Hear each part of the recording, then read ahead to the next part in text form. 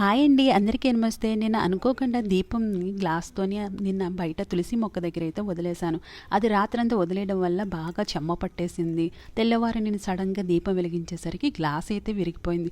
మళ్ళీ కొత్త గ్లాస్ అయితే తెచ్చుకున్నాను. ఈ ఇన్ఫర్మేషన్ మీకు యూజ్ అవుతుందని నేను షేర్ చేశాను. అలాగే నేను ఒక వీడియోలో స్ప్రౌట్స్ గురించి చెప్పాను కదండి, చియా సీడ్స్ స్ప్రౌట్స్.